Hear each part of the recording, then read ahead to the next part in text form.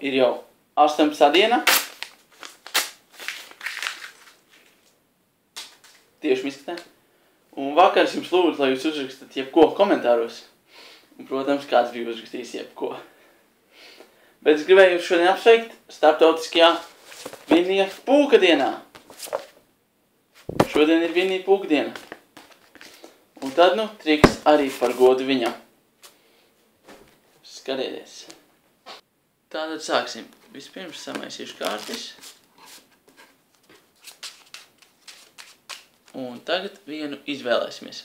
Tātad saka stop jebkurā brīdī. Nē, tev nejāsaka stop jebkurā brīdī. Vienkārši saka stop jebkurā brīdī. Nu labi, pieņemsim šo. Teiksim, ielāgo viņu. Atceries. Un es viņu ielikšu kaut kur kapsīju. Un kārtas vēl mazliet samaisīšu. Un... Jep, tā. Un tagad es jūs kārti centīšos atrast. Es domāju, ka jūs kārtas ir šajā kavā. Jā. Un es paņemšu augšējās 5 kārtas. 1, 2, 3, 4 un 5. Daļai viņus jums parādīšu. Bet, ja jūs redzat savējo, neko nesakiet. Īstenībā jūs varat teikt, ko es gribu, jo jūs gribat. Es tāpat nedzirdēšu. Tā, 1, 2, 3, 4, 5. Tātad man ir 1, 2, 3, 4, 5 kārtis. Un tagad es vienu kārti paņemšu. Redzat? Jūs kārts izmantojat iztēli. Redzi?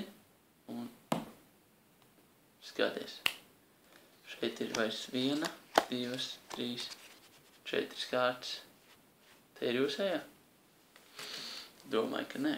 Jūsu kārti man palīdzēs atrast Vinnijas pūks. Paldies, Vinnij! Un viena kārtas šajā kavā ir atvērsies.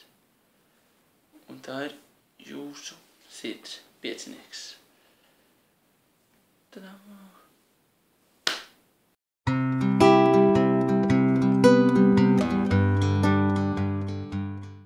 Kamēr Svansistabā skūvu savu bārdu, man draudzene man kaut ko pajautāja. Pati atbildēja, sastrīdējās ar mani. Bet, kad es izgāju no Svansistabas, paldies Dievam, bijām jau salīguši. Līdz rītdienai.